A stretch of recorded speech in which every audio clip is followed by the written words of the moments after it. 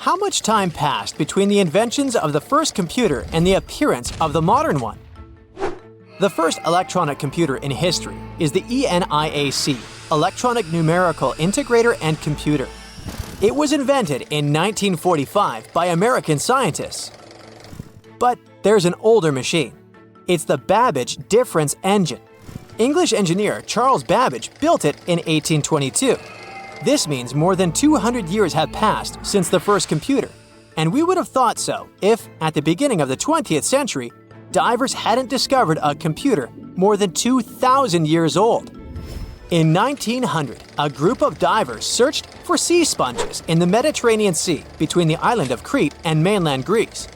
But instead of sponges, they found sunken treasure ships. It was one of the most significant archaeological finds of that time. At the bottom were Greek marble sculptures and many other artifacts. Among them, divers found a strange piece of stone the size of a large book. They ignored it and put it with other finds in the museum.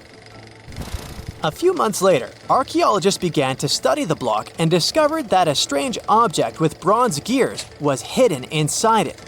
This shocked all scientists because, according to historical data, such things could not exist in ancient Greece. The technologies of that time were not so developed. Scientists started studying this object and realized they had no idea what it was. They called it the Antikythera mechanism, and they had been trying to unravel its purpose for over 100 years. The fragility of the object added complexity. It had been underwater for a millennia. Its internal instruments were damaged, and when scientists touched them, they fell apart. Over many years of research, the object has split into 82 fragments, becoming a real puzzle for scientists worldwide. They found out that it was a machine designed for astronomical calculations. With the help of X-rays, computer tomography, and virtual modeling, people could partially recreate the image of the mechanism. It was a complex structure consisting of 30 rotating gears that turned the dial. The whole mechanism was set in motion with a hand crank. All this was necessary for the ancient Greeks to track the positions of the moon and the sun and calculate the time of eclipses and the Olympic Games. It's as if Silicon Valley was in ancient Greece and the best minds united to create a revolutionary startup.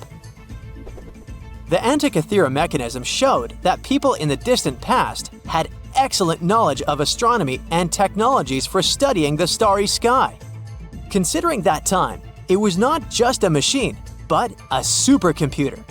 People entered data into it and got the result after the complex calculations it performed. In 2016, scientists found an inscription on the device containing more than 3,000 symbols. It was something like a manual for use. The text had information about eclipse colors, celestial body movement, and astrological predictions. It was like a reference list of all the events that happened to the planets in the sky. The Greeks realized that all astronomical bodies in the starry sky moved along the same routes. That is, they had orbits close to the plane of motion of our planet around the sun. Ancient astronomers couldn't calculate the path of their movement, so they created the Antikythera mechanism. This was one of its main functions. The researchers found confirmation of this version in the words of the Roman lawyer Cicero. In one of his quotes, there was a mention of a computing machine created by mathematician Archimedes. According to Cicero, the machine could depict the movement of 5 stars called wanderers. At that time, people called celestial bodies that way. Archimedes had lived before the Antikythera mechanism was invented, but perhaps he created the drawings that became the basis of the device. The mechanism worked, and when you turned the handle on it, it rotated the gears in the front and rear parts of the device. And then, the dial showed you the direction of movement of space objects. Besides, the machine had an astronomical calendar inside and tracked the time of sporting events, such as the Olympic Games, and also helped to calculate the exact time of the eclipse. Apparently, the Antikythera mechanism was something like a powerful organizer used by scientists or wealthy citizens of Greece. But what is most unusual is that its creator probably installed the function that changed the observation properties depending on the observer's location. This means that ancient astronomers had to enter different coordinates in different areas for the correct result. NASA computers can do all these things today. These expensive multi-million-dollar devices work with electricity, chips, processors, and thousands of other things. And the ancient Greeks achieved the same result 2,000 years ago with the help of this small device. This changes the idea of the technologies of ancient Greece. People of that time had plumbing and used steam to control some equipment. They were developed, but no one expected them to go so far. Archaeologists were sure that people of ancient times used giant rough gears to operate windmills. And now, it turns out that they could create small and complex mechanisms that modern scientists couldn't figure out for 100 years. Divers continue to study the seabed where the Antikythera mechanism was found. They have already found other items, such as nails from the ship and a bronze ring. Such underwater excavations are dangerous and complicated, so the research takes a long time. Experts think that the Antikythera mechanism was not a single copy. Perhaps the ancient Greeks made the same or similar machines. Maybe they're hidden somewhere or were melted down to create something else. In those days, bronze was a costly metal, so when ancient astronomical computers broke down, people could melt them and sell the metal. Some researchers refer to the Antikythera mechanism as the ancient prototype of all modern devices. Phones, computers, and tablets have something in common with this machine. By the way, have you heard of the odometer device? This device tracks the distance traveled by car or other means of transport.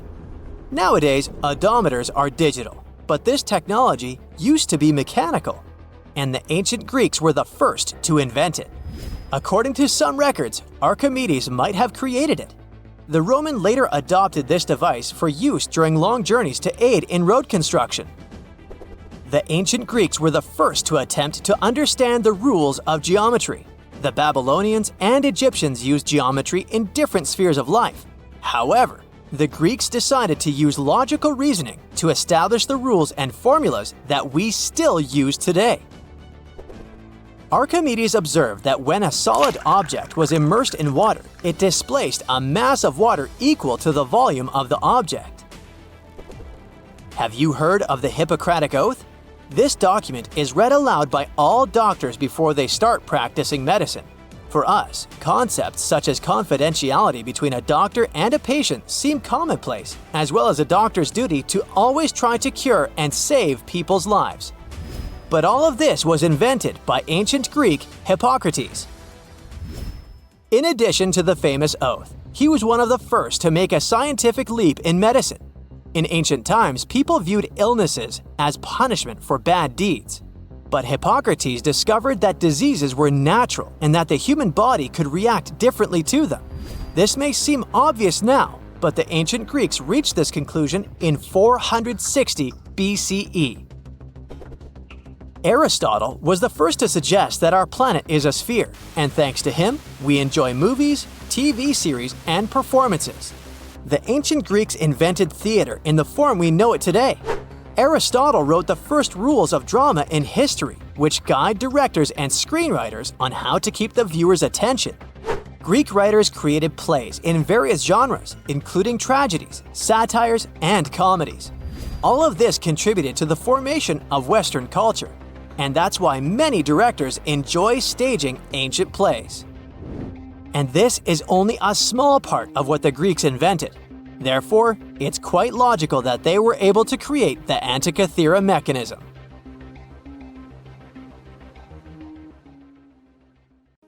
The lost city of Atlantis may have actually been found. Not really. Two researchers were working in the waters off the coast of Cuba when they discovered the ruins of what looked like an ancient submerged city. That happened about 20 years ago, and yet no one really talks about it today. It's like the authorities just took the research, locked it away in some top-secret room, and decided no one else should know about it. But why? Well, I'm going to tell you. Back in 2001, Paulina Zalitsky, a marine engineer, and her husband, Paul Weinswig, were hired to explore the waters off Cuba's western coast. They had two main objectives: to search for old shipwrecks, possibly hiding treasures like gold and jewels, and to locate valuable oil and natural gas deposits deep underwater. They were using a sonar. Basically, this equipment is like a sound-based radar. It sends out sound waves underwater, and when those waves hit something, like a sunken ship, they bounce back. The system can figure out where and how far the object is just by listening to the echo. So, the couple was scanning the seafloor with this equipment more than 2,000 feet below the surface. And then, out of nowhere, they found something way more interesting than gold or oil. They found stones. Not just any stones. I'm talking huge, perfectly arranged stones. Kind of like a mini version of the pyramid at Chichen Itza, or even better, like a bunch of tiny submerged Chichen Itzas. Yep, they saw that, or at least they think they did. The thing is, sonar doesn't work like a camera. It definitely doesn't record video or take actual pictures underwater. What it does do is create images using sound. And those images are usually just outlines or shapes, kind of like a blurry black and white sketch. It shows you where things are, but not exactly what they look like. And that's exactly what happened back then. The equipment started producing images of these perfectly organized stone structures, and it really looked like some kind of urban development. I mean, the site was just too organized, too symmetrical to be just random rocks. But it sounded too good to be true. I mean, this discovery could totally change everything we know about ancient civilizations on the American continent. So the scientists decided it would be too irresponsible to announce anything without finding more evidence first. And that's why they decided to go back to that same spot. This time they sent down an underwater remotely operated vehicle to actually see what was going on beneath the sea. See? This robot was basically an underwater cameraman. And yep, it confirmed it. There was definitely something strange down there. It looked like an ancient city made of huge, smooth blocks of granite. These rocks were about 8 feet by 10 feet. Some were in pyramid shapes, others were circular. Some seemed to be deliberately cut and then stacked on top of each other, while others appeared isolated from the rest.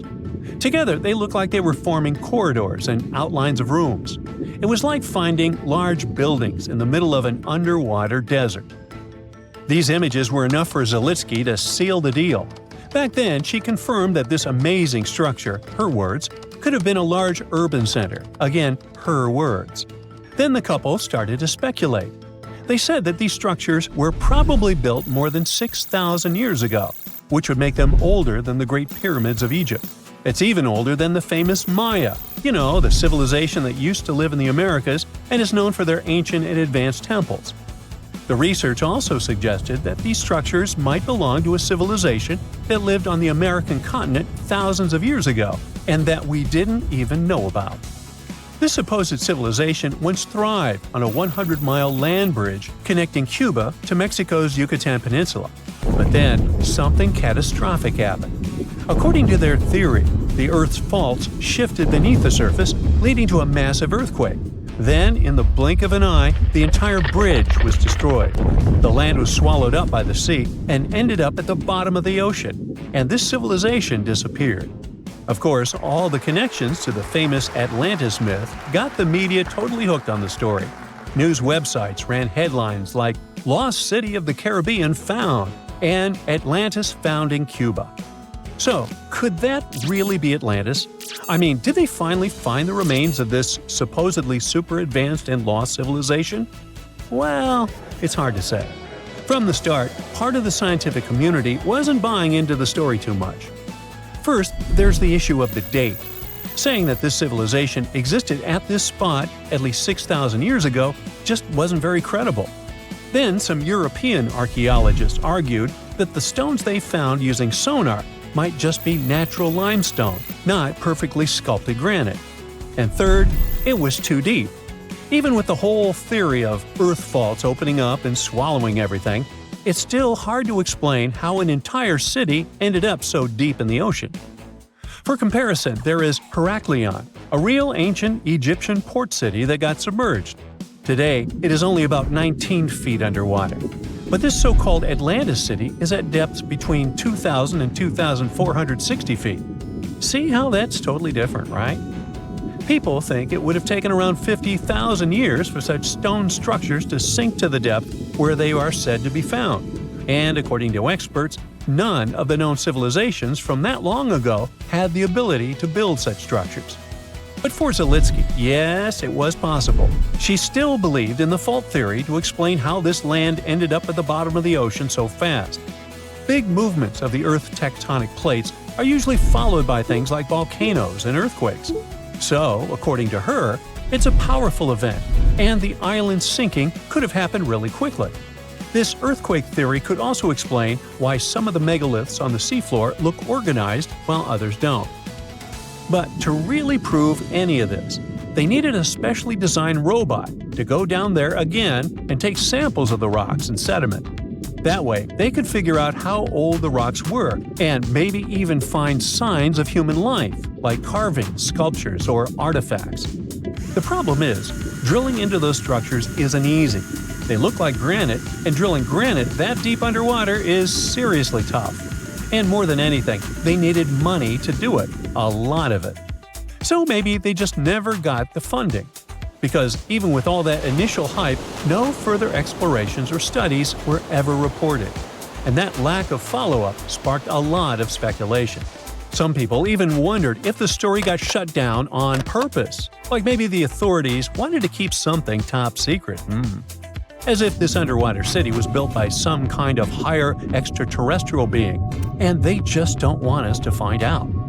But truth be told, the strongest argument for saying, yeah, that is definitely a lost city, is that nature supposedly couldn't have built something so symmetrical. Geologists did try to find natural explanations, or at least similar examples from other parts of the world, but they came up short. Still, just because we haven't found a clear natural explanation doesn't mean there isn't one. Nature can create some pretty wild and unexpected stuff, so honestly, that whole too perfect to be natural angle is kind of a weak argument. What most likely happened is that experts just weren't convinced it was actually a sunken city, and that's probably why no one followed up on their work. Over time, the buzz faded, the story disappeared, and the site slipped back into silence.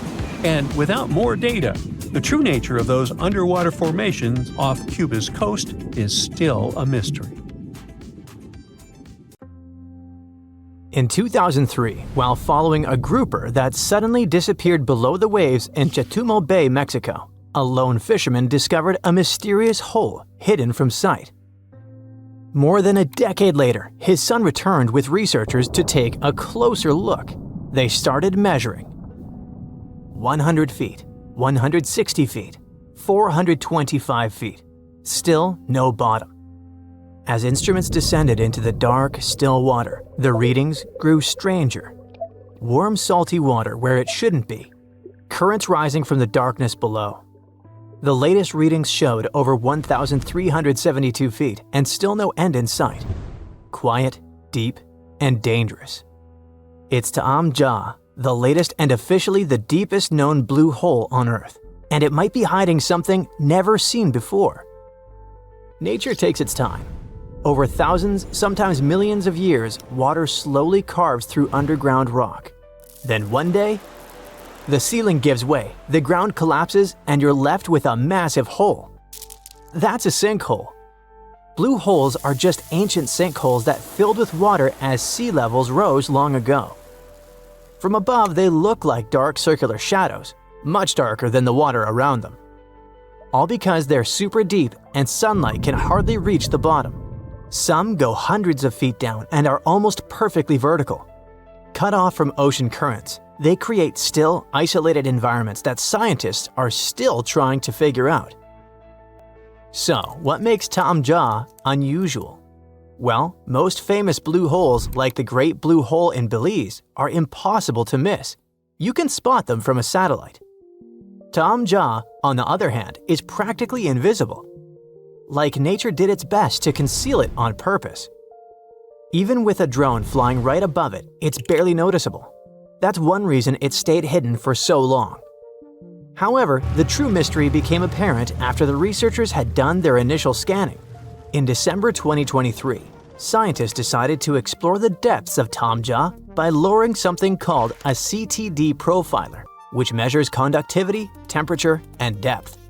As it went past 1,312 feet, they discovered something curious. Instead of cooling down, the water suddenly got warmer. It also became noticeably saltier, with readings that matched the open Caribbean Sea. But wait, Chetumal Bay is already part of the Caribbean, so what's the big deal? Well, Taam Ja is tucked far into the bay, and its depth is unusual for such a calm, protected environment. What surprises scientists is that water deep inside the sinkhole has the same temperature and salinity as the open ocean, even though it's cut off from it horizontally. What this means is that there could be subterranean tunnels or fractures connecting the deep hole to open seawater, not through the surface, but beneath the rock. Kind of like a secret pipe network, possibly dating back to the time of asteroid impacts. Taam Ja is located near the Chicxulub crater. It's where 66 million years ago, a giant meteor slammed into what is now the Yucatan Peninsula. It's widely believed to have caused a mass extinction event that wiped out dinosaurs. The asteroid didn't create Taam Ja, but it may have fractured the foundation, potentially making it easier for caves, tunnels, and eventually blue holes to form. Some speculate that these underwater connections could extend to other blue holes and hidden springs nearby. However, exploring Taam Ja is not just about maps and underwater tunnels. During the first expedition, researchers saw something strange. The water above Taam Ja was calm, while the rest of the bay had chaotic waves. Then, from the center of the hole, water started to rise upward, like a hidden spring gently exhaling. Not a geyser, not a splash, just a slow, steady surge, like something beneath had moved and pushed the water up. The fact that this happened only once made the following exploration intimidating for divers. They said that diving felt like encountering a living entity that moved and interacted with them in an intriguing and mystifying way. When you've got a place that deep, that dark, and completely cut off from the rest of the ocean, it's a door to the unknown. While it's probably too tight for the Lovecraftian sea gods to fit in there, it's not impossible that there could be species that no one's ever seen before, maybe even dangerous. It's speculative, but if the hole goes even deeper, any microbial life down there would likely be ancient and adapted to survive in extreme, hostile conditions. It doesn't have to be some scary sea creature. Even tiny, unfamiliar organisms could disrupt modern ecosystems if disturbed or released. There might be water from prehistoric times or something left behind from the asteroid impact that wiped out dinosaurs. This place might be hiding an entire ecosystem that's been sealed off for literally ages. And that matters because if life can survive in such a strange sealed-off place, it might survive in similar environments on moons like Europa or Enceladus. Also, some blue holes, like the Great Blue Hole, contain nasty stuff like clouds of toxic gas that can eat through equipment and even burn your skin. No wonder that divers felt like they were exploring something alive. Now, if you're wondering whether you can rent diving gear and actually go and explore this hole, the answer is no. Basic scuba gear requires certifications. Even dive shops won't rent to uncertified individuals, especially not for places like this. But even if certified, recreational divers can only reach a depth of about 130 feet. Going deeper takes special training, equipment, and a lot of caution. Even professionals rarely go beyond 1,000 feet, and when they do, it's with complicated, risky setups. At these depths, water pressure becomes a major obstacle, enough to crush most equipment not built specifically for it. So for now, Taam Ja remains a mystery that's impossible to uncover while diving. The next stop is most likely sending an ROV, a remotely operated submarine equipped with cameras, arms, and sensors. It can go much deeper than any diver and stay down there longer. ROVs could help uncover layers of fossils, strange chemical zones, and even clues about past climate change. In most of the blue holes, it's possible to find life, sponges, corals, or fish. But the deeper you go, the more oxygen levels drop, which makes it hard for organisms to survive, even though some microbes live there. Among the few creatures found, there are shelled single-celled organisms called foraminifera and tiny worm-like nematodes. It's precisely because of these microscopic animals that we speculate that if life can make it in Taam Ja's dark, salty, oxygen-free waters, maybe the same is true for other watery worlds. However, despite the enthusiasm around it, Taam Ja is almost unnervingly empty and devoid of larger life. Even near the upper layers where oxygen levels are decent, no fish, no crustaceans, not even a tiny shrimp have been observed. Just tiny organisms invisible to the unaided eye. No bikini bottom, but to be fair, we haven't reached the bottom yet. Which brings us to the speculation.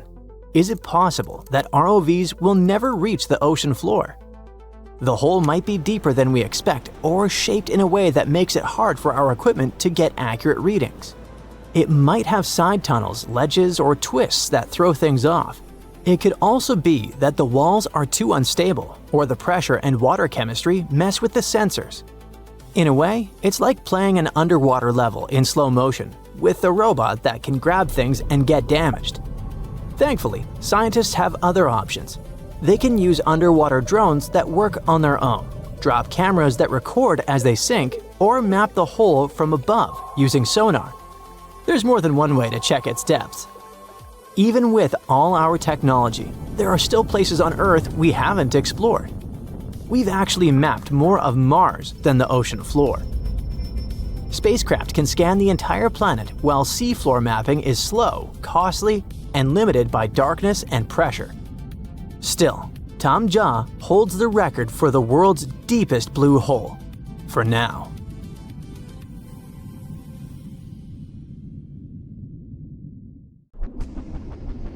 A remote survey vehicle, Okeanos Explorer, found this mysterious golden orb in the Gulf of Alaska, about 2 miles deep underwater.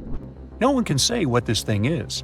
It's a strange object just 4 inches wide, and it was firmly stuck to some rock. When you touch it, it's smooth, soft, feels like flesh. You can even see a hole in it, as if something escaped from there. But what? Divers brought the mysterious orb to the lab from the Pacific Ocean. They felt like in the beginning of a horror movie, almost as if you poked this thing, something would jump at you. This could happen if they had found it sooner. The hole in that orb means something alive tried to get inside or break out from inside, which is why scientists assume that this is an egg. We might have discovered a new species, or a new life stage of some species we already know. Some species do lay their eggs on the ocean floor, like squids. Although, if that's the case, then these animals might be gigantic, because that egg is huge. But maybe it's not an egg. Maybe it's a sponge. They found this thing surrounded by white coral, where sponges usually vibe. Just months before this discovery, scientists found more than 5,000 new marine species in a tiny space between Hawaii and Mexico. The Gulf of Alaska is home to 52 more species, with tons yet to be identified. So maybe it's just one of those sponges we haven't discovered yet. Or it might be a coral, or something entirely different. The only thing scientists know for sure is that the thing is a living organism. They're planning to move the orb to a more advanced lab to conduct DNA testing and reveal more about it. And it's not our first horrifying discovery from the oceans. In 2013, 2 rare locomotives were discovered under 90 feet of water off the coast of New Jersey. Scientists think that both of them were lost in the 1850s. For something that's been underwater for 160 years, they're in very good shape, even with layers of rust and barnacles. You can even see their smokestacks, and they sit upright, as if ready to pull into a station any minute now. They're not sure where these locomotives came from. There's no historical record of them being built or lost, which makes their discovery even more mysterious. They have strangely rare steam engines, both about 15 tons, lying 5 miles off Long Branch. The engine models were already outdated even back when these trains were made. They were small and powerful, but were only produced for a short time. Perhaps they were on a journey from Boston to the mid-Atlantic. Then a storm struck. It caused them to either fall off a barge or to be deliberately pushed off to save the ship. Scientists want to restore the locomotive to learn more about them. And this isn't the only gift to the seas humans left behind. Jeff Bezos, founder of Amazon, has found the Apollo 11 F-1 rocket engines in the ocean. During the 1969 Apollo 11 mission, the Saturn V rocket used 5 powerful F-1 engines in its first stage. Each of them produced 1.5 million pounds of thrust. They burned 6,000 pounds of fuel per second, 1.5 million times that of a regular car. These engines burned for a few minutes before falling back into the Atlantic Ocean. Jeff Bezos got inspired by this story and began the search for those engines about a year ago. The team used an advanced deep-sea sonar. They finally found the engines 14,000 feet below the ocean surface. Scientists aren't sure what the conditions of the engines will be. They did have a super-fast impact with the ocean after all, and then laying over 40 years in salt water. But they were built from very tough materials, so hopefully we'll be able to study them. Ideally, Bezos wants to recover them. They're still a NASA property, but he hopes to display them in museums like the Smithsonian or the Museum of Flight in Seattle. Can you imagine finding the famous yellow brick road from The Wizard of Oz at the bottom of the ocean? This thing looks like a man-made road, but believe it or not, it's a natural volcanic structure. Divers were exploring underwater volcanic mountains called seamounts in Hawaii. They wanted to investigate a split in the Seamount Trail.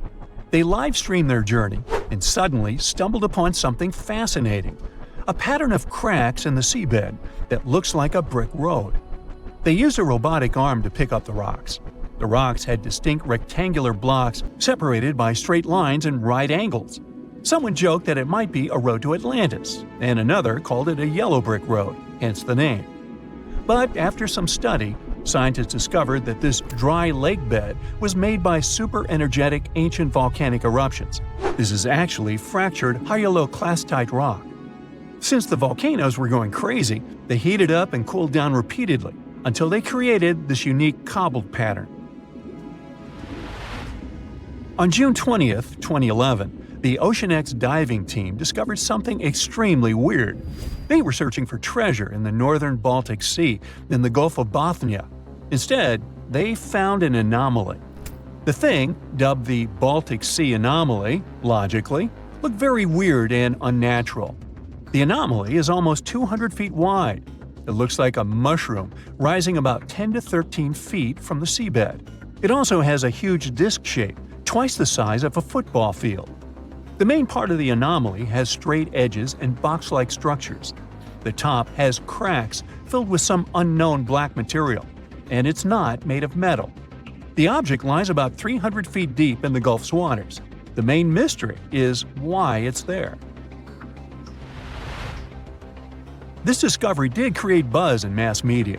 Some people started saying that it might be a sunken extraterrestrial ship, the remains of Atlantis, or a portal to another world. These claims got even more support when we found weird pavement-like platforms surrounding the object. It kind of looks like a staircase. And on top of that, explorers reported that their electrical equipment, like sonar instruments and satellite phones, malfunctioned near the thing. And it's not even some random reports. Researchers from different institutes said that as well. But scientists think that this is most likely a natural geological formation, even if it doesn't look like it. Although they can't really explain what that formation is supposed to be. They have many theories. It could be linked to human evolution, a glacial deposit from the Ice Age, a result of volcanic activity, and so on. Maybe it's even the remnants of an asteroid that landed on the seafloor thousands of years ago. But none of these theories explain why electronic equipment stops working near it. Who knows? Maybe we'll learn the truth someday. But how about technologies that came to us from the distant past? This strange thing is often called the first known analog computer. It's called the Antikythera mechanism. We discovered the mechanisms in 1901 near the Greek island of Antikythera. It might be from around 87 BCE. They found it in a shipwreck, in incredibly good shape for being so old. The thing was super complex. Machines of similar complexity didn't appear anywhere in the world until the 14th century. There was also a mysterious lump. When they separated into multiple fragments, they found inscriptions inside. They were hard to read because of all the corrosion, but when they deciphered it with X-ray, they discovered that these were the instructions, telling how exactly to use it. Wow, what a gift to archaeologists! So, it turns out the mechanism was made to predict astronomical positions and eclipses decades ahead. Ancient scientists used this computer to track the 4-year cycle of athletic games, similar to the ancient Olympics. The mechanism had a very intricate structure of 37 bronze gears that tracked the movements of celestial objects. But at least here, we know that these things were made by humans, right? Scientists discovered something Atlantis-like near Australia. There used to be an entire continent that's now underwater. Here's what happened to it. Around 70,000 years ago, during the last ice age, there was a huge landmass called Sahul. It was located in the southwestern Pacific Ocean. This ancient supercontinent connected what we now know as Australia, New Guinea, Tasmania, and the Aru Islands into one giant piece of land. Imagine lush tropical rainforests surrounded by beautiful mountains. Sahul's tallest mountains were in the New Guinea highlands, with peaks reaching over 13,000 feet. This beautiful place was home to a variety of unique animals, most of which were pouched creatures. But back then, they weren't just koalas and kangaroos. Sahul was filled with different types of grazers, burrowers, scavengers, and predators. It was home to a huge diprotodon, a powerful hunter Thiosolio, and a horrifying Megalania, a creature that's much larger than any living lizard today. It was a unique place because the rest of the world was filled with placental animals at the time, like wolves, elephants, and humans. In Sahul, the only normal mammals were bats and rodents. But not all its parts were the same. The Timor, Arafura, and Carpentaria regions were covered by hot savanna and dry forests. It looked kinda like modern Australia, hot air deserts with scrubland, steppe, and temperate forests along the eastern coast. Back then, people were migrating all across the world. They made an incredible journey from Southeast Asia to Sahul and first arrived here from 60 to 45,000 years ago. They mostly traveled by foot and crossed the sea using bamboo rafts and simple boats. They came there from an ancient landmass called Sunda, which includes parts of Southeast Asia. They traveled across a series of islands known as Wallachia and eventually spread across Sahul. And it wasn't a small journey. Sahul was huge, around 4.1 million square miles. That's bigger than the USA or Canada. It stretched from the equator to around the southern part of New Zealand. So they arrived in what is now Australia and became Australia's first people. Scientists think that Sahul had a population of 500,000. We've discovered cave paintings that date back around 40,000 years. It's a hunting scene depicting an anoa, or miniature buffalo, facing figures of humans and animals. Researchers are trying to figure out how these early settlers moved across Sahul and where we might find archaeological evidence of their journey. To do this, they created a landscape evolution model. The simulation showed how Sahul changed between 75,000 and 35,000 years ago. It showed potential migration routes and archaeological sites. Humans likely traveled along coastlines and rivers. But how did Sahul get submerged off the coast of Australia, similar to the mythical Atlantis? During the last ice age, much of the Earth's water was locked up in large ice sheets and glaciers. The sea levels were much lower than they are today. After that, the global temperatures increased. The ice sheets melted and the sea levels rose, flooding the land bridges that once connected different parts of Sahul together. About 8,000 years ago, New Guinea separated from mainland Australia. And then, about 6,000 years ago, Tasmania did the same. We still can explore the underwater parts of Sahul thanks to new technology. Divers explore and collect samples directly from the ocean floor. Underwater drones can go to places that are too deep or dangerous for humans to explore. And with sonar mapping, scientists use sound waves to create maps of the ocean floor. It's like using an echo to see what's underwater. The sound waves bounce off the seabed and come back, helping us create a picture of what it looks like. Deep underwater, archaeologists have found stone tools and other artifacts. They also discovered fossils of animals like Diprotodon and Thylacoleo. By studying the underwater terrain of Sahul, they learned about the ancient rivers, lakes, and coastlines that existed during the Ice Age. But Sahul isn't the only underwater continent. Sahul isn't the only hidden gem of Southeast Asia. Take Sundaland, a place made up of Sumatra, Java, Borneo, and some other islands. This place was crazy huge during the Ice Age, but now almost fully underwater. Almost, but not entirely. The parts above the ocean are teeming with life. If you like birds, check this place out. It has almost a fifth of the world's bird species. You can spot colorful birds like the Java hawk eagle and the Bali starling among the lush forests. It's also a home to a fourth of Earth's fish species. Sundaland's waters are a haven for marine life, even the most exotic animals like the Asian arowanas. It's also a treasure trove of flowers. That's where you can find Rafflesia and Titan arum, the world's largest flowers. This makes it very similar to Zealandia. Zealandia is a long, narrow piece of land about half the size of Australia. It broke from Antarctica about 100 million years ago. Just like Sundaland, it isn't fully underwater. 7% of it stayed above sea level.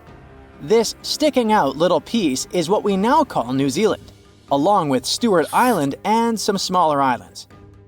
These pieces of Zealandia are lush and warm. They're packed with volcanoes, mountain ranges, beautiful natural geysers, and hot springs. Local people, Maori, use these hot springs for cooking. People place corn, eggs, and vegetables in baskets and lower them directly in the hot springs. Sometimes they cook food in a pit oven using heated rocks. Another hidden world is known as Argoland. This mysterious landmass was once part of Australia, back when dinosaurs chilled around. It drove scientists crazy for decades. They knew it existed because it left a huge stretch on the ancient seafloor, the Argo Abyssal Plain. About 155 million years ago, it broke off from Australia, saying bye-bye. The continent drifted somewhere north, and when it reached Southeast Asia, it just vanished. Scientists had no idea where it went, but recently they finally found its remains. Turns out, poor Argoland's lower parts started drowning into the Sunda Trench, a horrifyingly deep oceanic pit. The Earth's crust sunk into the mantle. Meanwhile, the upper parts of Argoland were pushed upward, grabbing the younger rocks on land. Because of this, Argoland broke apart into a bunch of smaller pieces. These pieces formed parts of Borneo, Java, Sulawesi, and other regions. The remains are buried under Indonesia and Myanmar. Imagine a colossal landmass the size of Greenland, Greater Adria. Its journey began about 240 million years ago when it broke away from the supercontinent Gondwana. It started moving north, and after 100 million years of enjoying the warm seas, it suddenly crashed into Europe and shattered into pieces. Most of these pieces went deep into the Earth's mantle, but some were scraped off and became part of mountain ranges like the Alps. Today, the remnants of Greater Adria are scattered across more than 30 countries, from Spain to Iran. That's why they're hard to look for.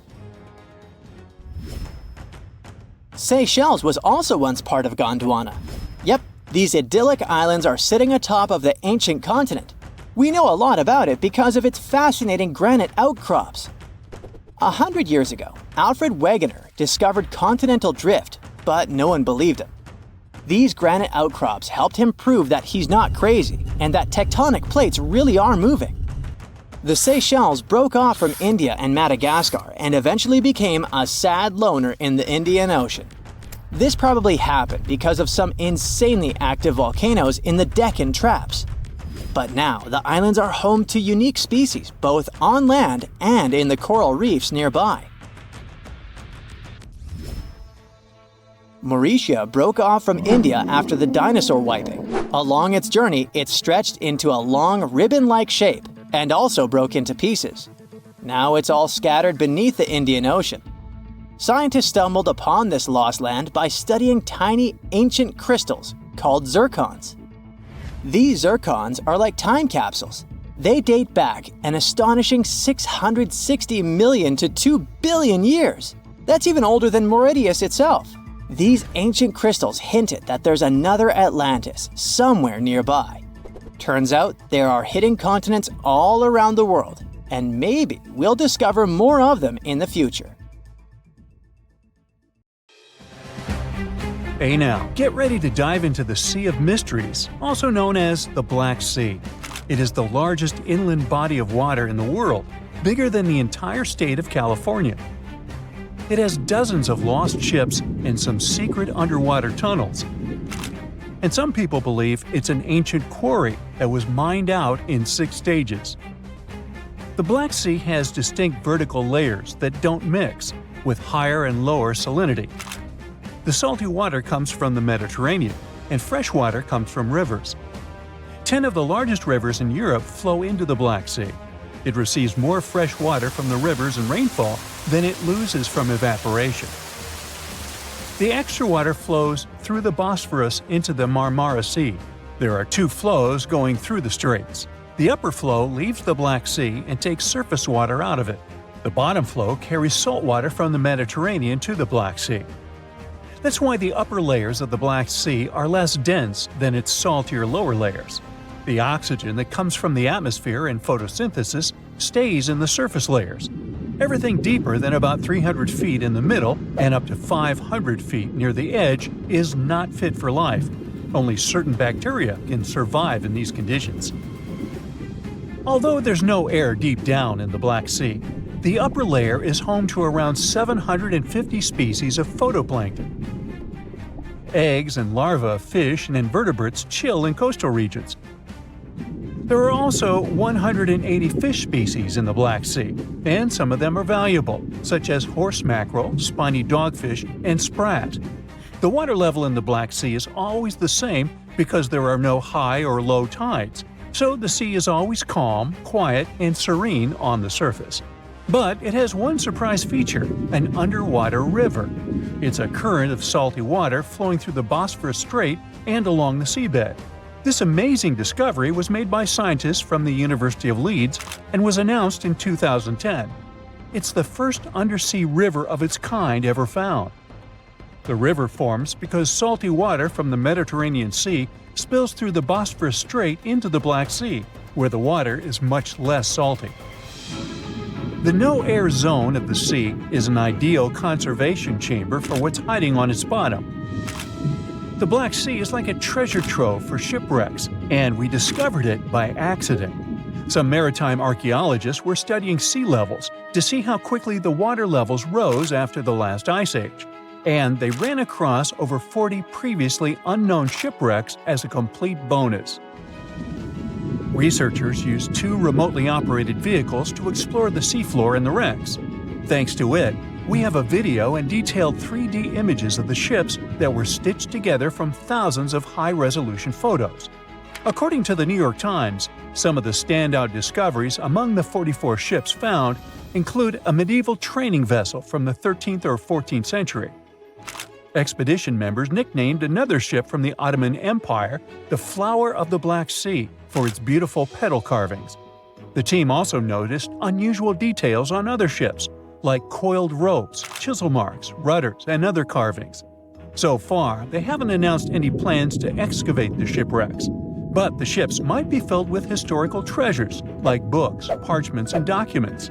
It's worth a try to rescue them. The most extraordinary discovery in the Black Sea is what archaeologists believe to be the world's oldest intact shipwreck. It has been lying undisturbed for over 2,400 years. This ancient Greek vessel, 75 feet long, was found with its mast, rudders, and rowing benches all still in place, over a mile beneath the surface. Researchers believe the ship was a trading vessel, like those depicted on ancient Greek pottery, such as the Siren vase in the British Museum. This vase, or vase, dating from the same period, shows a vessel carrying Odysseus past the Sirens. The team took a small piece for carbon dating, and the results confirmed it as the oldest intact shipwreck known to humankind. The fact that it's so elaborate and well preserved deserves a standing ovation for shipbuilders of the ancient world. Without microbes, worms, or other creatures to eat away the wrecks, it's no wonder the ships are in almost perfect condition. If the Titanic had sunk in these waters, we would have found it in a much better state now, not being eaten by nasty underwater microorganisms. Now, there's an interesting theory called the Black Sea deluge hypothesis, which suggests a huge flood happened around 7,500 years ago. Two geologists in the 1990s suggested that at the end of the last ice age, when the Earth's climate was heating up, ice sheets were melting and sea levels were rising. The Black Sea was a much smaller freshwater lake. It was separated from the Mediterranean Sea by a natural dam at the Bosphorus Strait. As global sea levels rose, the Mediterranean overflowed into the Black Sea basin. They suggest the sea level rose by 6 inches every day, flooded coastal settlements, and changed the environment for good. Samples from the Black Sea floor show a sudden shift from freshwater to marine species around that time, which means there was a rapid influx of salt water. Underwater surveys have also found what look like the old shorelines and human-made structures. So, people were living in areas now submerged by the Black Sea. Plus, the timing of this flood matches up with known patterns of human migration into Europe, Asia, and Africa. They also say this flood could be the terrible flood from the story of Noah's Ark. Critics of the deluge theory say the evidence isn't as straightforward as it seems. Some think the transition from freshwater to saltwater in the Black Sea was more gradual than one sudden flood. They're also debating if people left the settlements before they went underwater or as a result. An old chronicle that's been around for about a century says there were 2 underground tunnels starting in what is now Romania and Bulgaria and stretching all the way under the Black Sea to Turkey. Back in the day, peasants used these tunnels to move their flocks of sheep to the Ottoman Empire and countries on the Asia Minor Peninsula. Who built these tunnels and why they run under the sea is a complete mystery. At some point, the entrances to these tunnels were sealed off for national security and were under tight guard. The security forces knew all about these massive tunnels and kept them off limits. In the 1980s, a group of people working on the Danube-Black Sea Canal accidentally found another entrance to these mysterious tunnels. This one was in a cemetery in a town of Romania. Canal workers used it to regularly cross over into Bulgaria. One more cool thing about these 2 tunnels is that some people think they were built thousands of years ago. If you ever try to dig a tunnel under the sea, you'll know how tricky it is even now with all the tech we have. So if the tunnels are really that old, whoever built them was super advanced for their time. Now, there's an urban legend that says that the Black Sea has its own version of the Bermuda Triangle. Fishers describe some wild whirlpool that appears out of nowhere and drags entire flocks of birds, ships, and even small islands under the sea. And once, things got even wilder with a ship that vanished under weird conditions in 1944. It was during daylight, and some black fog with green flashing sparkles suddenly surrounded the vessel. No one has ever seen it since, and no one knows for sure if the story is true.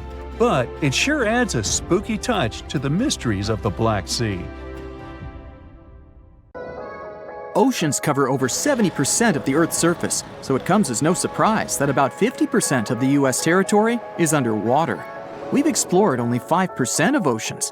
12 people walked on the moon, but there were only 4 manned descents to the Mariana Trench, the deepest location on Earth. Pressure is the crucial challenge of going deep into the ocean. At bigger depths, temperatures are extremely low, visibility is zero, and the pressure is so intense, it's harder to send people to the bottom of the ocean than to send them into space. You can't see it, but the pressure of the air pushing down on your body in deeper parts is so big, it feels like more than 100 adult elephants or 50 jumbo jets are standing on your head. The pressure is 1,000 times bigger than on the land. Meanwhile, in space, when we pass through the Earth's atmosphere, the pressure drops to zero. We're mapping the planets, but it turns out to be easier than mapping the ocean floor. NASA uses radio waves when exploring space, but this method can't be used for the ocean, since the trillions and trillions of gallons of water get in the way. The Pacific Ocean is becoming smaller, while the Atlantic Ocean is expanding. Many, many years ago, the Atlantic Ocean wasn't even there. It was formed when the North and South American continents separated. Now it's growing bigger at a rate of 2 inches per year, while the Pacific Ocean is shrinking a bit. Oceans even have their own sound, called a bloop. Its quite loud, low frequency, and pretty spooky sound was detected by scientists back in 1997. Some years later, though, other studies revealed that the bloop emanated from an iceberg, cracking away from a glacier. There are lakes and rivers in the ocean depths. It's possible because saltwater and hydrogen sulfide make a combination that's much denser than the water surrounding it, which is why lakes and rivers might form and flow right inside the ocean. The world's biggest waterfall, called the Denmark Strait Cataract, is underwater too, in the waters between Iceland and Greenland. It's 11,500 feet tall, and its amount of water is almost 2,000 times bigger than the one Niagara Falls has. This underwater waterfall is possible because cold water is much denser than hot water, so cold water drops into the much warmer Erminger Sea. The longest mountain chain is also hidden in the mysterious underwater world. The mid-ocean ridge is almost 40,000 miles long. People studied only about 1% of this ridge.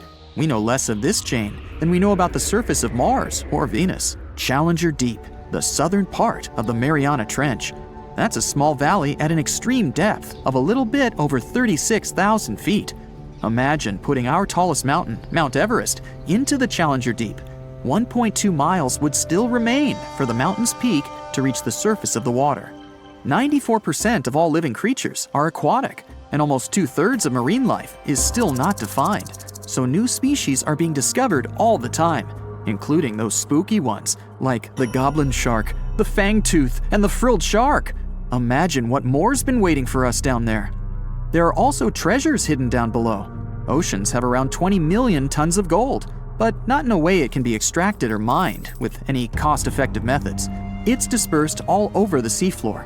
If we could take it out, each person on the planet would get about 9 pounds of gold. Corals in shallow waters needed to find a way to protect themselves from the sunlight, so they developed some kind of layer that helps them feel good, even when exposed to direct sun rays. Basically, they developed a sort of natural sunscreen. Corals are living creatures. No mouth, eyes, or anything else that could say they're more than a rock, but they are in the category of marine invertebrates. A lot of the oxygen on our planet comes from the ocean. Scientists claim it's about 50 to 80%. The oxygen is produced by marine plants, mostly algae. A tsunami can be up to 100 feet tall, but waves under the surface are even bigger and can reach a height of 800 feet before they collapse. Antarctic fish have proteins inside their bodies that act as some sort of natural antifreeze. These proteins attach to ice crystals and prevent fish from freezing when the water gets too cold. When you place a seashell near your ear, it seems like you hear the sound of waves crashing on some distant beach, like a shell's memories are trapped inside. In reality, the shell amplifies the ambient noise from your current surrounding. There are 1 million volcanoes in the ocean depths, and 80% of eruptions happen underwater. The jellyfish is one of the oldest aquatic creatures, and their ancestors lived 500 to 700 million years ago. That makes them more than twice as old as the first dinosaurs, since they appeared around 240 million years ago. Sharks have also been around for quite a long time, about 400 million years. Fun fact, they don't have bones, but cartilage, the same thing our nose and ears are made of. Their skin is covered in a material that looks more like some sort of teeth than fish scales, dermal denticles. With this, their skin kind of feels like sandpaper, so it helps them be quicker and quieter. The smallest shark, called a dwarf lantern shark, is also one of the tiniest fish in the ocean, since the biggest one ever found was smaller than 8 inches. Lobsters have been around for almost 500 million years. Scientists found fossils of some kind of a huge 7-foot-long lobster, which was one of the biggest animals living at those times. Dolphins are some kind of sleepwalkers, since they sleep with only half of their brain. They close one eye at a time. Sea turtles are quite adaptive animals, and they live on all the continents, except Antarctica. Octopi are incredible marine dwellers. They have blue blood, 3 hearts, and 9 brains. The central one and the other 8 brains are distributed among their 8 arms. They also can regrow an arm in about 100 days. Sea sponges don't have a head, eyes, a mouth, bones, lungs, a heart, or a brain, but they're still living beings. A seahorse is technically a fish, even though it doesn't look like one. This specific animal has no stomach or teeth. Food goes through its digestive systems really fast, so these animals must eat more or less all the time to stay alive. Seahorses can eat more than 3,000 brine shrimp per day. There's a unique spot in the Pacific Ocean where you're farther from all your problems than in any other place on Earth. It's called Point Nemo, and it's about 1,500 miles away from the closest points of land. It's quite hard to get there. First, it's not a bit of land, so you can't actually see it. Second, even the person who discovered it back in 1992 never visited it. The ocean doesn't get struck by lightning as often as the land does, but when this happens, the results can be way worse than on the ground, since water is conductive, so lightning spreads across the ocean really fast. Cold water surrounding your body while swimming may feel refreshing, but that's not a protective layer, and you can still get sunburned. In fact, the water only reflects 10% of UV rays, while the sand reflects an additional 15% of the sun's rays. The temperature in oceans varies. Sometimes you can find water with a temperature of up to 40 degrees Fahrenheit, while there are hydrothermal vents in the seafloor too. They release water that goes up to 750 degrees Fahrenheit. Ouch. There's this thing called the Milky Sea phenomenon, a stunning scene where the water glows with such incredible light that it looks like it's not from our planet. This area is so big, you can see it shining from space, and the mysterious phenomenon usually can be seen in the Indian Ocean. Sometimes, while chilling on a beach, you can see green flashes over the horizon. That happens because the atmosphere bends sunlight when it's passing through, after which it separates the light into different colors. This is in the same way a prism splits the light into what we later see as small rainbows. Black holes have incredibly strong gravitational force pulling objects in. Even light doesn't have a chance to escape it. A similar thing happens with those found in the oceans. Yes, no need to go to space to see one of those. We have them on Earth too. It's just that they don't catch the light, but the water. They are enormous whirlpools, sometimes bigger than whole cities, and they're spinning against the main current, swirling billions of tons of water and everything else on the way. From thousands of dollars worth of treasure to brand new phones and ancient cities, let's dive into the water and see what we can find. Imagine going to the river to enjoy a boat ride. Who wouldn't want to take a couple of pics to make the memories of this trip last forever? Oops, the water split. Luckily, you've taken precautions and put your gadget in a waterproof bag. But what if you drop your phone to the bottom of the lake along with this case? This is what happened to some people. A scuba diver and a YouTuber dived into a river popular with tourists and lost some of their gear worth $20,000, including new iPhones and some jewelry. Oops. You might be familiar with the image of a car getting pulled out of the water, either from the movies or TV news. Large cargo vessels sometimes sink, and trucks inside them go along. That's what happened with the Thistlegorm wreck. It sunk in 1941 in the Red Sea, and these Bedford trucks were inside. Want to see something more valuable, like treasure? A British cargo ship was carrying a heavy load of silver ingots, but the vessel sank. Treasure seekers knew there was silver on the ship. Since the 1940s, they've been looking for it. The Undersea Marine team got lucky. They made the discovery in 2011. The treasure was more than 14,000 feet below the surface. The ship had carried more than 110 tons of silver ingots. Finders keepers. The Odyssey team kept 80% of the treasure and gave 20% to Her Majesty's Treasury. Of course, there were more items on the ship, like letters, teapots, and silk sheets. You can see them in the exhibition called Voices from the Deep at London's Postal Museum. Now how about some underwater art? Sure, here you go, Polynesian moai statues. These statues have been discovered in several areas across the world. For instance, Easter Island is full of different size statues, but many of them can also be found in Cancun, Isla Mujeres, and Punta Nizu, Mexico.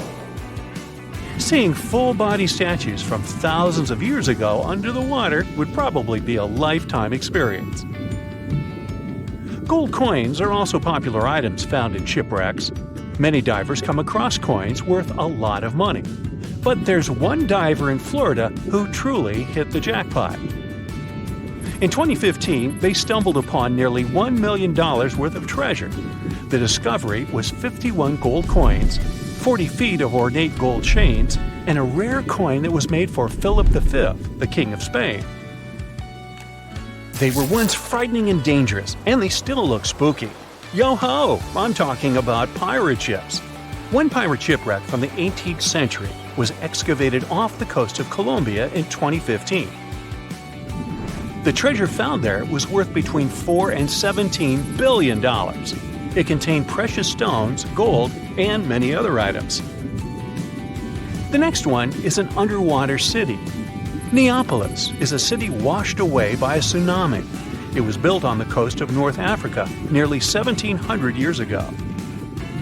Divers uncovered the city's remains in 2017. Researchers have also discovered Roman columns, as well as household goods and tools. Now, let's go all the way back to 1503. Portuguese explorer Vasco da Gama was fighting a storm when he lost his ship Esmeralda. The ship was discovered in 1998, but it had to wait for more than a decade to be excavated. Researchers found navigational tools there. They didn't have as much value as Spanish gold, but they were historical treasures. Now, in Amsterdam, they fish for bikes in canals. 1/3 of working Amsterdammers cycle to work. Others use their bikes for different purposes, like exercising, going shopping, and so on. There are more bikes in Amsterdam than permanent residents. Unfortunately, many bicycles and even some cars end up in Amsterdam's canals. The fact that Amsterdam has 165 canals with a combined length of 60 miles doesn't make the authorities' job easier. Obviously, the owners don't throw their bikes into the water. Bikes can end up in the canals because of strong winds, vandalism, theft, or by accident. Every year, authorities fish up between 12,000 and 15,000 bikes. Our next one is a lost city. Heraklion was ancient Egypt's gateway to the Mediterranean. It became submerged and hidden under the sand. This city was famous. Maybe you've even heard about it. It was mentioned in the legend about Helen from Sparta and Paris from Troy. So, how was this ancient city discovered? In the early 2000s, a team of divers found a huge fragment of rock on the seabed and took it up to dry land. It turned out that it was a piece of the statue of Hapi, who was the lord of the river of ancient Egyptians. The team continued searching and found 6 other pieces. Around them, they saw temple ruins, pieces of pottery, jewelry, coins, oil lamps, and so on. Even an old copy of the New York Times. Nah, not really. Granada Underwater Sculpture Park is the world's first, what else, underwater sculpture park. Why is this park so special, besides being located in the beautiful waters of the Caribbean? You can see the park on a snorkeling or scuba diving trip. The sculptures are about 9 to 16 feet underwater. The atmosphere and the experience itself make it special. The sculptures are made from concrete and steel. Some of them weigh as much as 15 tons. They're covered with underwater creatures. The statues were put there to help protect reefs, maintain the health of the ecosystem, and restore underwater life in that area. Now, submarines are designed to go underwater, so maybe you wouldn't expect to see them on this list. But submarines do, in fact, sink. Divers have discovered many submarines. For instance, an Australian submarine was found off the coast of Papua New Guinea more than a century after it had sunk. Now here's another submerged city, but this one was left underwater on purpose. You can see the ancient ruins of Lion City in a lake in China. This lake was created in 1959 when the valley, at the base of Five Lions Mountain, was flooded to create a hydroelectric power station. The 1,400-year-old city, now ruins, got submerged by this flow and stayed this way for over 50 years. It lay untouched at the bottom of the lake until its exploration started in 2001. Divers found out that many structures, carvings, guardian lions, and arches were still preserved. Researchers mapped and documented Lion City. They also looked for a way to protect these structures from further damage. In 2011, the city was announced to be an historic relic under protection. When you see the ruins of Lion City for the first time, the view will take your breath away. So don't forget to hold your breath. Imagine swimming in the dark waters. As you're approaching the city, you see its huge walls and extensive carvings. Marvelous, isn't it? The Cancun Underwater Museum is probably the largest museum of its kind in the whole world. It wasn't lost, per se, but now it's home to an aquatic ecosystem.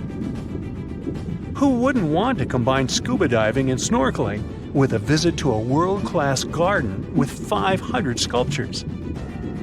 Placed 30 feet under the surface, these sculptures are made from pH-neutral marine concrete so that they can stay on the ocean floor. Plus, here, the sculptures change over time, unlike in a traditional museum.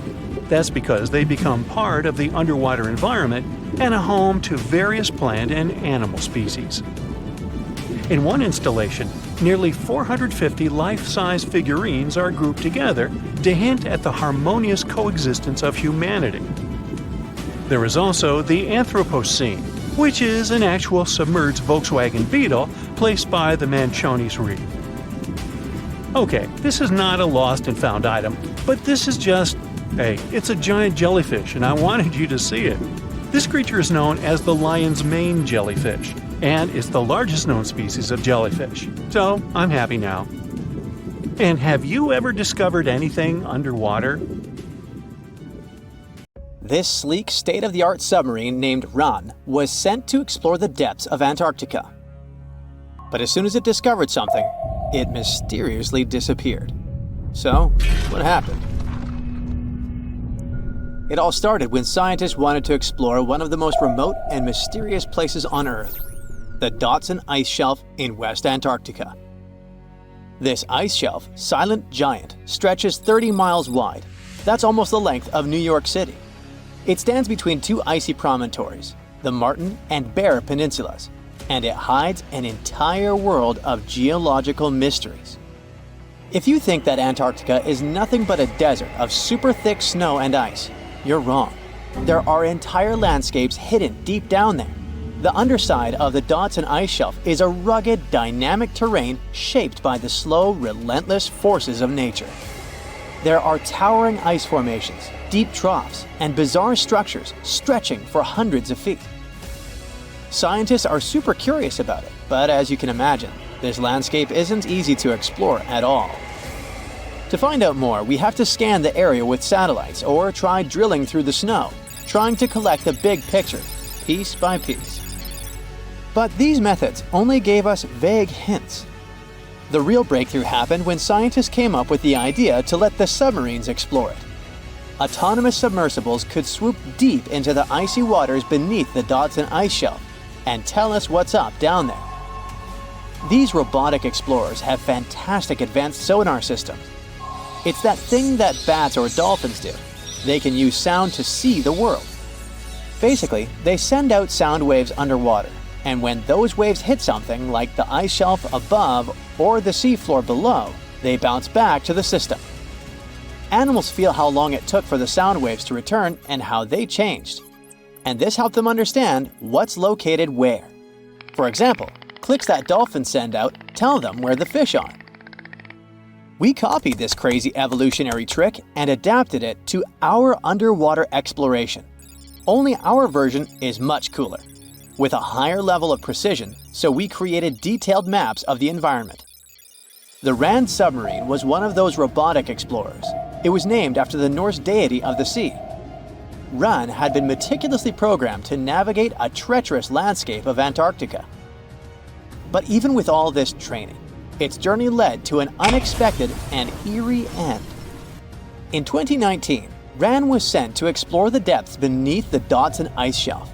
It was a hero, the first one to go on a mission like this. The team said it was like seeing the other side of the moon. For 27 straight days, it worked tirelessly. It traveled over 620 miles beneath the thick ice. That's like a journey from Paris to Berlin. Ran went further and deeper than anyone could have imagined. At one point, it reached over 10 miles into the glacier's belly, and what it discovered down there was astonishing. Scientists thought there would be some smooth, uniform ice surfaces, but Ran revealed an underside marked by huge cracks, ridges. There were formations that looked like sand dunes, frozen in time. And finally, it found some mysterious swirling and teardrop-shaped patterns. They all looked more like art than geology. This actually tells the story of ice shelves and the ocean around it. Warm water sneaks in under the ice and melts it from below. Sometimes it smooths the ice out, but other times it carves out these weird, uneven shapes that look like patterns and drawings. And some of these shapes are huge, over 1,300 feet long. That's about 3.5 football fields. The reason why they look like swirling doodles is because the Earth spins. It makes the water turn in special ways, bending the shapes and drawing these spirals. It's called the Coriolis effect. Imagine you were on a merry-go-round and tried to throw something like a ball. It would go in a curve, not a straight line. Same thing happens with the water on Earth. Later, scientists found similar patterns in other Antarctic ice shelves, though they weren't as epic as the ones under Dodson. But Ran also discovered something horrifying. Turns out that these warm waters, aside from being great artists, are also a huge danger. The Dodson ice shelf isn't just hanging out serenely on the sea. It's part of a very delicate system and acts as a protective barrier that holds back huge glaciers in West Antarctica. The ice shelf is floating on the ocean, but it's still connected to the land. As warm water sneaks underneath it and the ice melts, the Dodson can't hold on to the land as tightly anymore. The protective barrier starts to weaken, and this lets the glaciers behind it move faster into the ocean.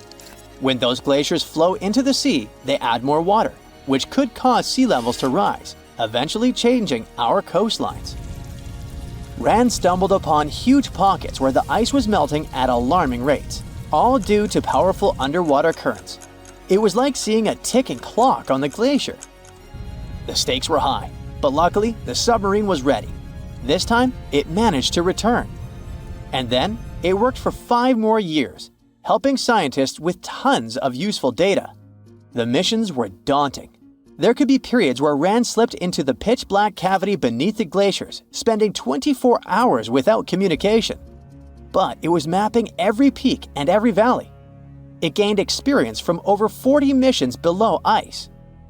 Then, in early 2024, Ran went on a mission to the Thwaites Glacier. The mission was bold from the start.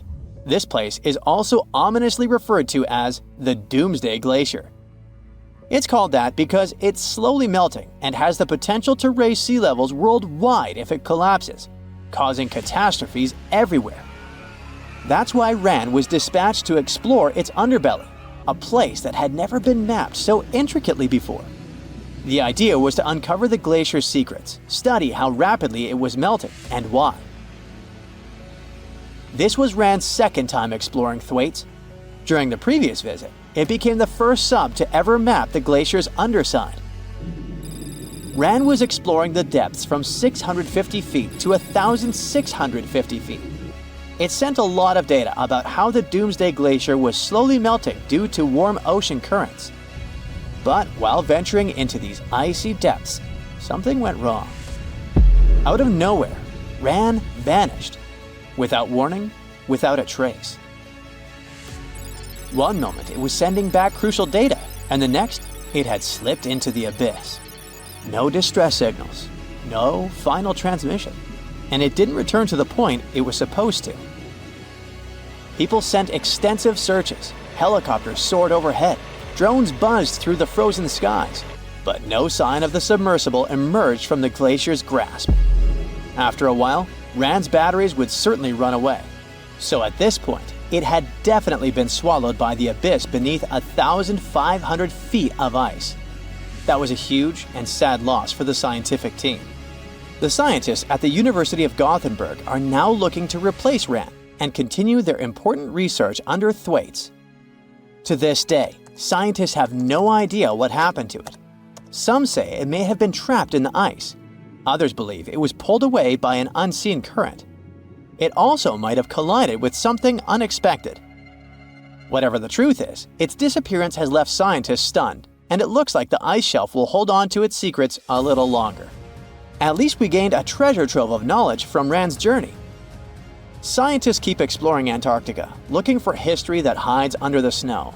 For example, they discovered that around 90 million years ago, a lush temperate rainforest thrived near the South Pole. They revealed an ancient world far warmer than they ever imagined.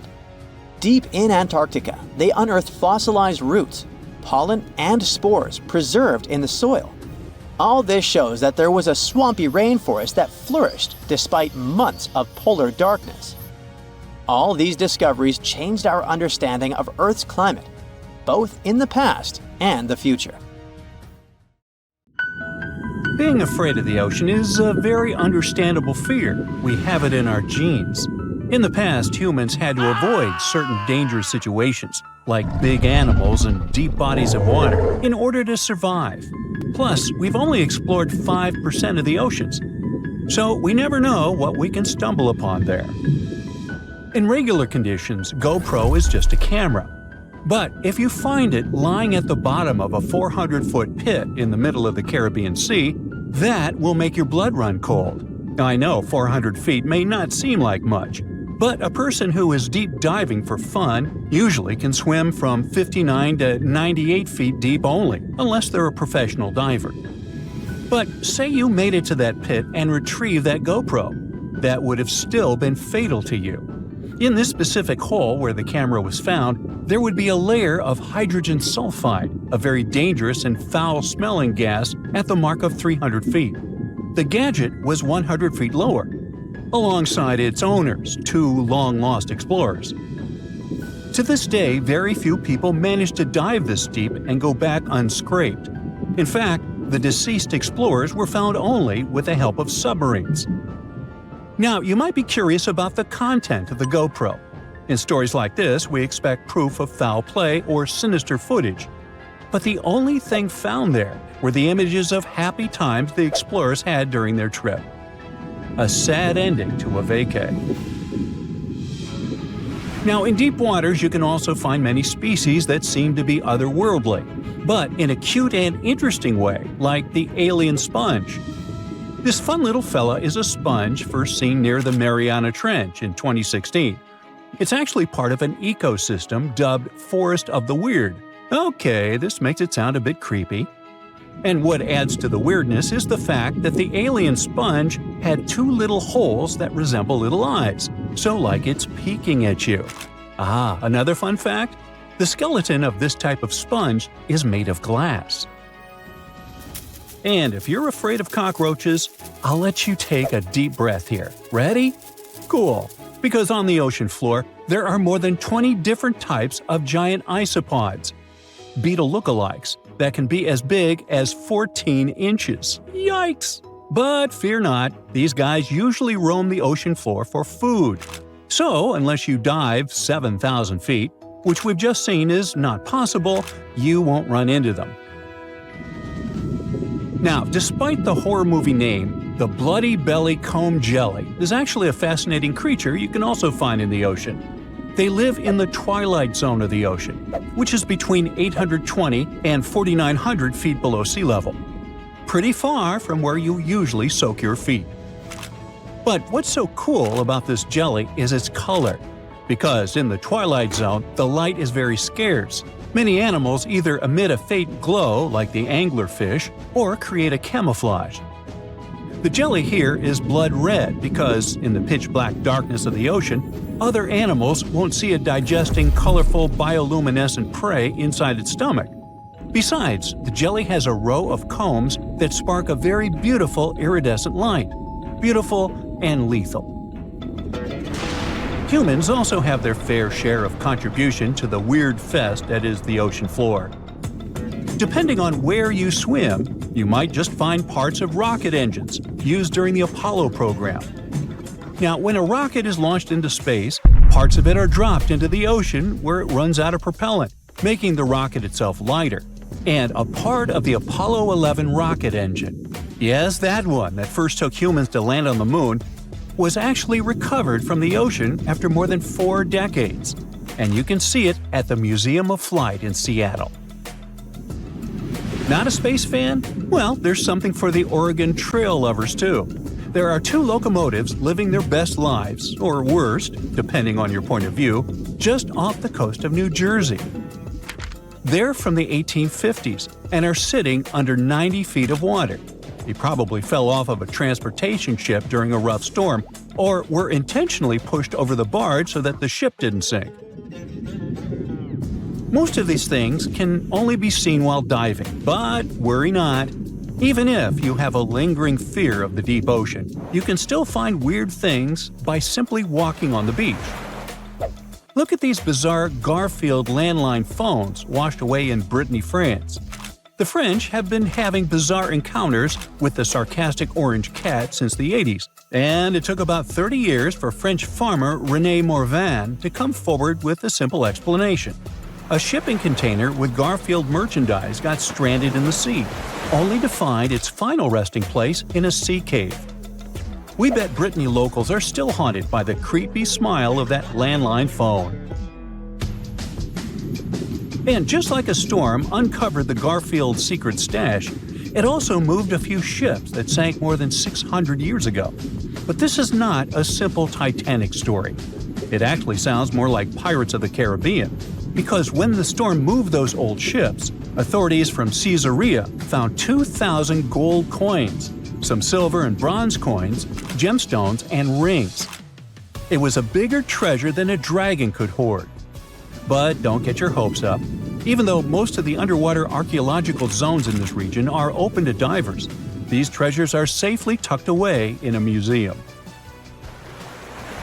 Speaking of pirates, and I was, another weird thing you can find chillin' in the ocean is the pirate city of Port Royal, Jamaica.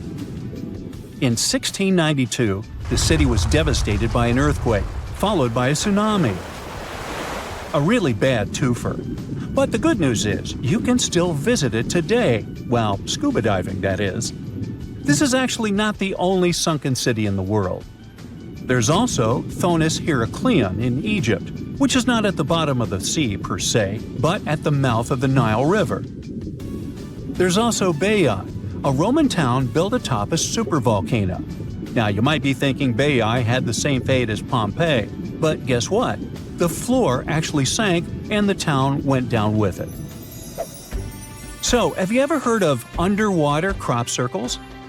Back in 1995, divers in Japan spotted perfectly round circles formed in the sand. They were 6 feet in diameter and looked like those crop circles from sci-fi movies. Scientists simply couldn't figure out what or who did it until they caught the culprit red-handed, a tiny male pufferfish only 4 inches long. This little guy uses its body and fins to draw circles and squiggles and decorates his creation with seashells and corals. It takes the fish about a week to do so. All this hard work is part of a mating ritual, and if a female pufferfish likes the art, she will lay her eggs there, right in the center. The circular design of the underwater crop circle actually channels fresh water to the middle of the circle, the ideal scenario for the eggs to develop. And guess what? After she lays the eggs, the female pufferfish leaves, and it's the male that tends the eggs. But just in case fishes are not your thing, we can also offer you a cargo of rubber duckies, turtles, beavers, and frogs, 28,000 of them to be exact. These bath toys were traveling from China to the US, but much like our friend Garfield, were caught in a storm in 1992. From the North Pacific, our friendly duckies and beavers made their way to the UK by 2007, but some were bolder and traveled to Australia, Indonesia, Chile, Hawaii, and even Alaska. Now, have you ever seen a strange thing washed up by the beach? Let us know in the comments. Bye. Lake Michigan is one of the largest and most mysterious freshwater lakes in the United States. And now, deep inside it, scientists have stumbled upon something unexplainable. Vast, round craters scattered all across the lake's floor. It all started in 2022. A team of researchers wanted to map the lake's bottom and look for some shipwrecks. At first, they were sure it's going to be just some typical rocky terrain or sandy patches. But what they saw on their sonar screens stopped them cold. Strange, circular shapes that looked almost too perfect to be natural. They were hiding about 500 feet beneath the surface, in places where the water turns dark and impenetrable. Those guys are huge, ranging from 300 to 600 feet wide. They also plunge nearly 40 feet deep. And there are dozens of them, neatly arranged like some footprints. But the team had no idea what these things were. Then, in August 2024, the mystery only deepened. Using a remotely operated vehicle, they got a closer look at these formations. There were about 40 of them. No one had ever seen anything quite like this before in the Great Lakes. What could have created those craters? Could they be ancient? Perhaps remnants of some geological event lost to time? If that's the case, it's weird how long these holes have likely been sitting there, undisturbed. Theories started popping up.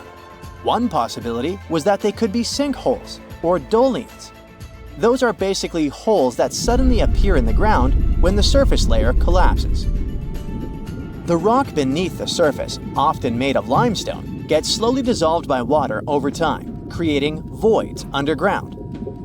When the surface of those voids can no longer hold its own weight, it caves in, and this forms a hole. Think of it like when you poke a straw through the lid of a drink. Sinkholes can be small dips or huge, spanning up to 2,000 feet. They can happen gradually or all at once. Sometimes they can swallow entire cars or even buildings. And Lake Michigan sits on limestone bedrock. It erodes pretty easily when water flows through it. Sinkholes like these have already been found in Lake Huron, and they look kinda similar. But there are some plot holes, no pun intended, with this theory. For example, it's wild how they all would be so huge. It's also weird and pretty rare for sinkholes to occur in a lake bed. They also kinda resemble a straight pattern. They seem to extend generally southward, forming a loose line, which is pretty weird. If these are sinkholes, then they're definitely not playing the usual geological rules. Though it might be some new, unusual process at play beneath the lake's surface that we haven't discovered yet. There's another theory though: glaciers. Glaciers are wild rivers of ice. They covered much of the Earth during the last ice age, and they're incredibly powerful. While they might move slowly, sometimes only a few inches per day, they have such immense weight that they can reshape entire landscapes over thousands of years.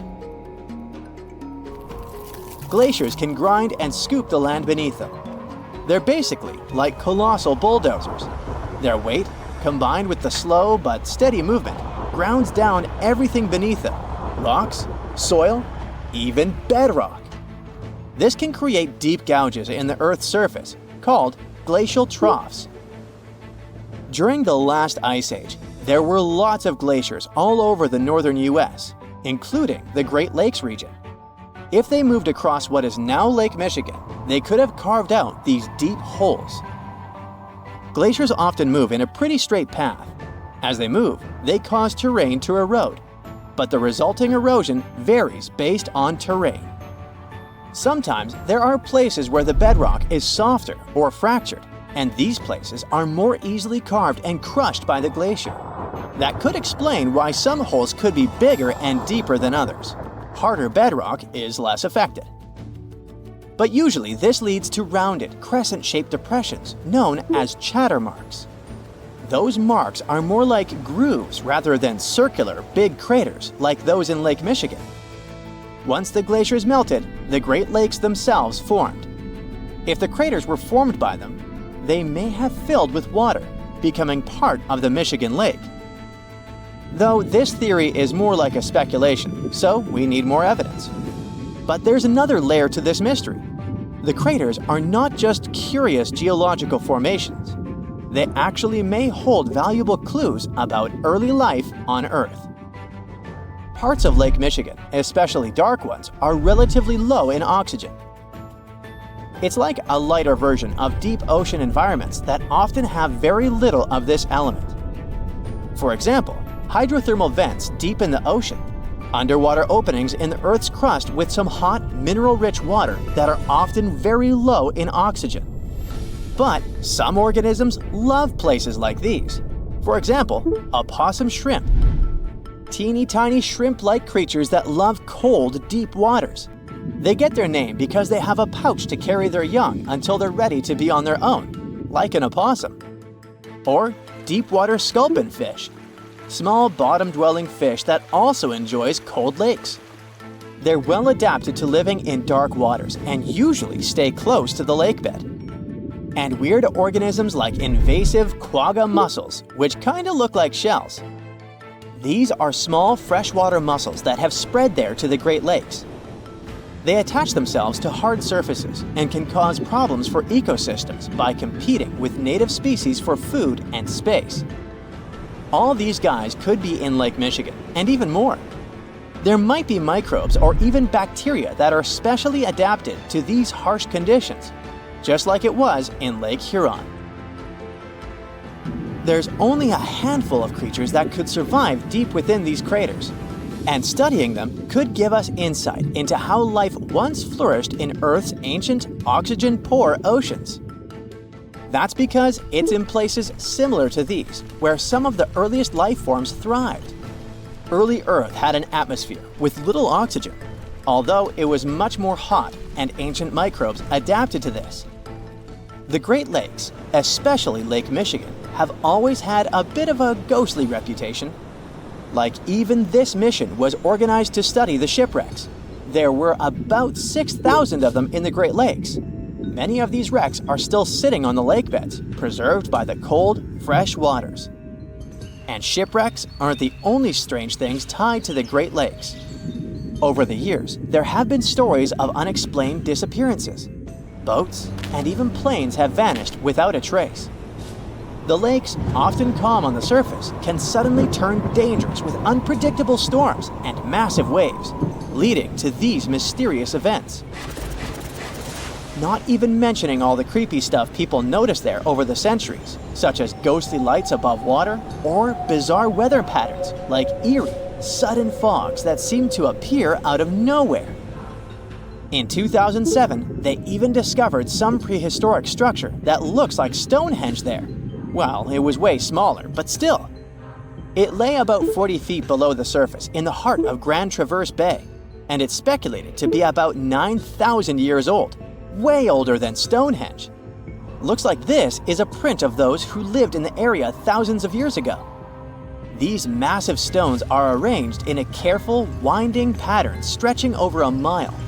They range in size from basketballs to compact cars. But one, in particular, stands out. A boulder 3.5 to 4 feet tall, 5 feet wide. It's etched with the image of a mastodon, a creature that roamed the Earth about 11,000 years ago before it went extinct. It probably sank there during the end of the last ice age we mentioned. This period had reshaped the region. This place is underwater now, but back in the day, it was still dry land. So the stones were probably created by people who lived there, though we're not sure why. Were they used as hunting blinds? Or was it some sort of an ancient calendar? Who knows? Only about 15% of the Great Lakes floors have been explored. Now, scientists are gearing up for a deeper dive into this mystery, both literally and figuratively. They want to analyze the lake beds surrounding the craters, hoping that maybe something in the environment around them might have caused them to appear. They have initiatives like Lakebed 2030. These missions should map the entire underwater landscape. This would help us learn tons of interesting stuff about Lake Michigan and our planet's past. Who knows what other secrets these dark waters hide? This place has no time zone, no landmass, and the sun rises and sets here just once a year. For over 400 years, since the era of King Henry VIII, thousands of explorers from all over the world were trying to reach this elusive spot, the North Pole. Some were hoping to find a northwest or northeast passage to China and the Indies, and others just wanted to see what it was like. In 1773, the British Royal Navy organized the first scientific expedition to the North Pole. Constantine Phipps volunteered to lead the mission. It was difficult for the two ships to move through thick ice, and they had to be towed using smaller boats. At some point, Phipps was ready to leave the ships as they saw a completely frozen sea. But in the end, they broke free from the ice and escaped into the open sea to return home without reaching the goal. In 1882, American explorer James Booth Lockwood managed to get closer to the goal than anyone else. By that time, at least 750 people in 42 expeditions had lost their lives trying to make it to the pole. On the 7th of September, 1909, the New York Times came out with a sensational front page. Peary discovers the North Pole after 8 trials in 23 years. Robert E. Peary, an American explorer, claimed to have reached the North Pole in April of the same year. But communication back then was slower than now, so the message had only reached New York by September. A week before the famous headline, the New York Herald had published its own front-page sensation. The North Pole is discovered by Dr. Frederick A. Cook. Cook, another American explorer, had vanished into the Arctic for over a year and had everyone convinced he reached the pole in April 1908, a whole year before Peary. It was tricky to provide evidence any of them had actually reached the goal back then. Their goal was constantly moving on sea ice, unlike the South Pole on steady land, so they couldn't just leave a flag or some other proof there. A travel diary full of details of the journey, including daily distances, the position of the stars, and the like, would probably do as evidence. But neither Cook nor Peary were able to provide any of this backup information. So each of them started a campaign to prove they were honest and trustworthy. Peary was mentioned as the North Pole discoverer until 1988. That's when the National Geographic Society revisited the evidence and found that his records really didn't prove his claim. Cook's claim was neither proven nor disproven. Australian-born British explorer Sir Hubert Wilkins went on his first expedition to the North Pole in 1913. That's when he got the idea to reach the goal by submarine. In 1931, he borrowed a special submarine named O-12 from the U.S. Navy. The future mission had 2 goals: to do scientific experiments while floating on ice and moving underwater, and to reach the North Pole by traveling beneath the ice. They planned to study the weather, take temperature measurements, and collect water samples from both the surface and the sea floor. The submarine Sir Hubert used was brought to a shipyard in New Jersey to be modified. They added the latest scientific equipment and changed the outside so the submarine could travel under the ice. On March 16th, the submarine left the shipyard to start its journey to the Brooklyn Navy Yard in New York. But even before leaving the Delaware River, they faced delays. A snowstorm forced them to stop at the Philadelphia Navy Yard, and they had to stop again to get more fuel. When the submarine was entering New York Harbor, a crew member who was just 27 years old fell overboard and drowned. The submarine was officially renamed Nautilus, and the grandson of Jules Verne, the author of 20,000 Leagues Under the Sea, which inspired the new name, was there to see it. Before starting their journey, the crew tested the Nautilus in different spots off the New England coast. They faced criticism and were already 2 months behind schedule, so they decided to head straight to England. During their trip across the Atlantic, they sailed into severe storms. On the 13th of June, the starboard engine broke down. Then, the port engine failed because it was overused. While crossing the Atlantic, Sir Hubert Wilkins kept radioing the submarine's position back to the United States. After both engines failed, they sent out an SOS. On June 15th, the USS Wyoming, a huge ship on a training cruise with naval students, reached the Nautilus. The Wyoming towed the broken submarine to Queenstown, Ireland, and then it was taken to Devonport, England for repairs. They had to wait for spare parts from the United States, which caused more delays. Once the Nautilus was fixed, they headed to Bergen, Norway, to meet the submarine science officers and get more equipment. One of the most important additions in Bergen was a diving chamber, which allowed them to lower scientific tools into the water through a special hatch. On August 5th, the Nautilus finally left Bergen and headed north to find ice floes. They had lots of delays because of mechanical problems and storms. One storm even made the submarine tilt at crazy angles. Finally, on August 19th, they saw the first ice floe. For a few days, they followed the ice's edge, looking for a good spot to dive. 3 days later, they tried to dive under the ice, but discovered that the submarine's diving rudders were missing. One diver went overboard to check and saw that someone must have broken off the rudders on purpose. This made Wilkins think that someone on the crew had sabotaged the submarine because they didn't trust the mission. Even without the rudders, Wilkins still wanted to do some of his scientific experiments. On the last day of August, they found a way to force the Nautilus under a 3-foot-thick ice floe. They had to fill the ballast tanks and adjust the trim. They managed to make more dives under this ice this way before the journey ended. After a few more days of trying to do research, Wilkins decided it was too dangerous to stay at sea.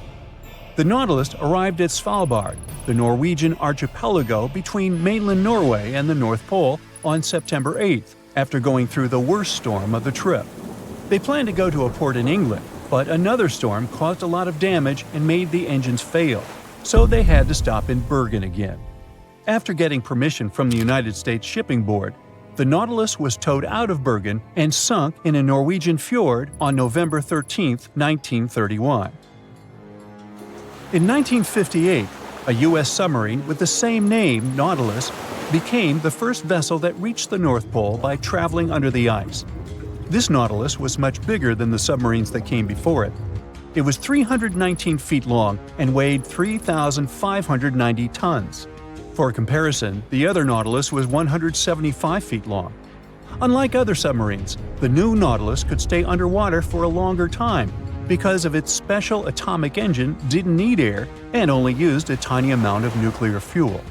On July 23, 1958, it left Pearl Harbor, Hawaii on Operation Sunshine. There were 116 people on board: Commander Anderson, 111 officers and crew, and 4 civilian scientists. The Nautilus traveled north through the Bering Strait and only surfaced once at Point Barrow, Alaska. On August 1st, the submarine left the north coast of Alaska and dove under the Arctic ice cap. The submarine traveled at a depth of 500 feet, with the ice above it between 10 to 50 feet thick. At 11:15 p.m. on August 3rd, Commander Anderson told his crew, "For the world, our country, and the Navy, the North Pole." And the Nautilus went right under the North Pole without stopping. On August 5th, the submarine came up in the Greenland Sea, and then 2 days later, it finished its historic trip in Iceland. So, a mysterious discovery was made deep in the Red Sea, the so-called death pools. Woo, that's scary.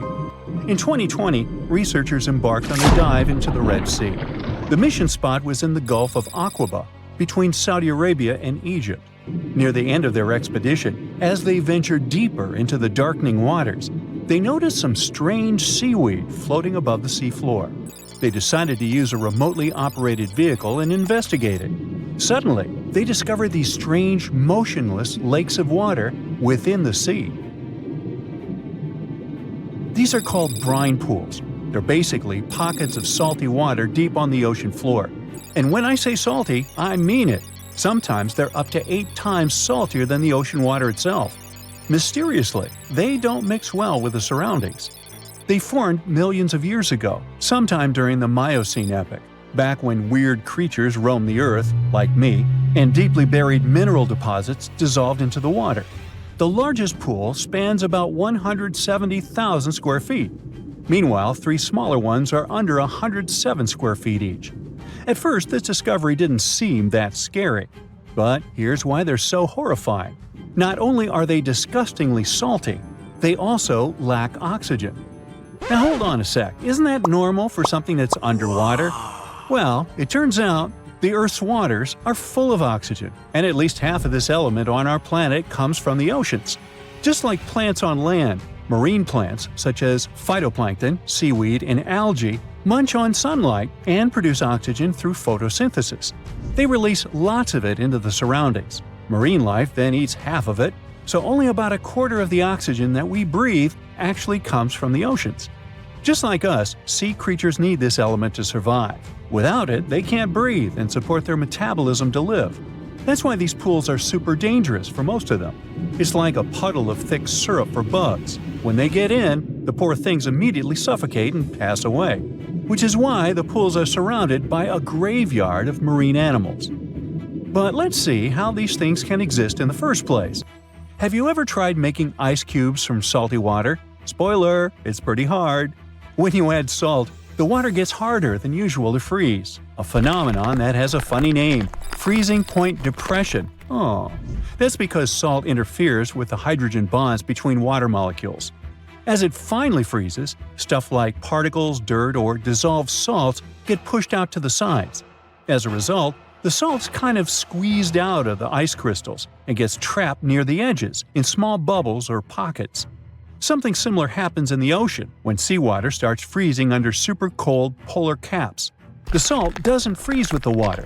Instead, it gets pushed out, forming a super salty cold liquid, the brine. And then it sinks down to the ocean floor. On a large scale, all this process also helps currents to form. Despite being so dangerous, the pools are still full of microbial life, because microbes couldn't care less, they'll survive anywhere. There are literally thick mats of them in the brines. There are also some salt-loving creatures, like shrimps and eels, hovering around the pool's edges. They're being super creepy, waiting to catch unsuspecting prey that ventures too close to the toxic death pool. Ew. Well, it sounds icky, I know. But this discovery gives us some fascinating insights into how life might have originated on Earth. We already know from the evolution theory that we came from the ocean, but now scientists think that life might have begun in the deep sea in some super dark, oxygen-free places. These brine pools are like time capsules. They're one of the closest things we've found to the early Earth. They can tell us the planet's history of earthquakes, floods, tsunamis, and more. For example, they have some traces of rainfall that happened over 1,000 years ago. And they can also help us search for life on other water-rich planets. For example, Mars most likely used to have huge oceans on it. Now, NASA scientists want to send a special instrument called HABIT for a special red planet mission to study things similar to our brine pools. This will tell us more about how life appears and survives in the universe. There is lots of unexplored fascinating stuff like this in the Red Sea. That's why scientists conducted the so-called Decade Expedition and spent around 5 months exploring the place. This expedition was launched by the National Center for Wildlife. They made so many remarkable discoveries that now we've got 77 new research papers. For example, they found over 10 blue holes, incredible underwater sinkholes that host unique ecosystems. They also learned that dolphins can use those blue holes to protect their young from predators. Scientists also found traces of great white sharks, a creepy community of deep-sea lanternfish living in low oxygen conditions, and even a new coral species. It's the most resilient deep-sea corals that also vive just fine without oxygen, like microbes we mentioned. Speaking of which, research also showed us some new ancient thermal vents and large blobs of microbial formations near Farasand Island. Now, can you believe that with all that, we only explored 5% of the ocean? It's divided into several layers based on depth. Each layer becomes darker and more isolated from sunlight as we go deeper. The places that no sunlight can reach are terrifying. Now, the fun, cute layer with dolphins and turtles is called the epipelagic, or sunlight zone. It's so tiny, but even this layer is about 650 feet deep. Then we have the mesopelagic, or twilight zone. It's the lair of mysterious octopus, shark, and other loners, which extend to about 3,000 feet down. And then, the horrors begin after this one. We encounter the bathypelagic, or midnight zone. It extends to 13,000 feet below the surface, about a half of Everest above you. Here we have the famous poor blobfish, squids, and anglerfish. Below it is the abyssal zone. It extends to about 20,000 feet deep. Since there's not much sunlight or oxygen, as we mentioned, most creatures here are quite small, like tube worms and shrimp. The darkness continues until we arrive at the scariest place of the planet, the place full of trenches formed by tectonic plate movements, the Hadal Zone. It's named after Hades, the deity of the underworld in Greek mythology. Just like Hades' realm is dark, remote, and guarded, the Hadal Zone is the deepest and most depressing part of the ocean. It starts at depths of around 20,000 feet and can go down to 36,000 feet and more. The famous Mariana Trench also belongs to this zone. Only 3 people in history have ever explored these depths in person, making it one of the least explored and most mysterious places on our planet. However, despite crazy high pressure, near freezing temperatures, and complete darkness, there are still things who manage to survive here. Guys like amphipods, which are critters who feed on dead material sinking from above, and the Hadal snailfish, which lives as deep as 27,000 feet. So scientists used to assume that if there's no sunlight, there wouldn't be that much oxygen around. But one day, a research team decided to measure the levels of oxygen in one of those deep zones. Surprisingly, the levels were super high. They checked the equipment thinking that it was malfunctioning, but nope, all the sensors showed the same thing. Turns out the oxygen was somehow generated by rocks. These small potato-sized rocks on the seafloor are called polymetallic nodules. They're rich in metals like copper, nickel, and cobalt, and they're basically like small batteries. When you put a battery in salt water, it can produce bubbles of gas, a process called electrolysis. In the same way, these rocks create tiny electric currents, which are powerful enough to produce the same gases, splitting water molecules into hydrogen and oxygen. It's the first time we saw oxygen being produced by some non-living minerals. This is what scientists now call dark oxygen. It turned out that about half of large marine species, or megafauna, were living just on dark oxygen alone. All these discoveries are reshaping our understanding of where and how life could evolve. It means that we might be able to find life on other planets or satellites with low oxygen conditions, like Enceladus and Europa, the moons of Jupiter and Saturn, and they have large bodies of frozen water on them. Wow!